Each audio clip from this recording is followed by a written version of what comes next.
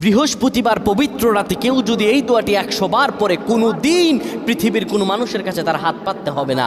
পৃথিবীর সব কিছু তার পায়ের নিচে আল্লাহ হাজির করে দিবেন। দারিদ্রতা থেকে মুক্তি দান করবেন, বিপদ আপদ থেকে মুক্তি দান করবেন, তার সম্মানকে সুউচ্চতা দান করবেন, অসুস্থতা থেকে দূরে রাখবেন। আল্লাহর অশেষ দয়া ও রহম তাকে দান করে দিবেন। সুবহানাল্লাহ। বৃহস্পতিবার রাত এটি গুরুত্বপূর্ণ রাত। এই রাত সপ্তাহে একদিন আসে। আরবিতে রাত আগে আসে, দিন পরে আসে। সুতরাং বৃহস্পতিবারের যে দিন গিয়ে রাত, এটি বৃহস্পতিবার রাত নয়, এটি শুক্রবারের রাত, এটি জুমাবারের রাত, এটি দোয়া কবুলের রাত, আল্লাহর কাছাকাছি হওয়ার রাত। সুবহানাল্লাহ।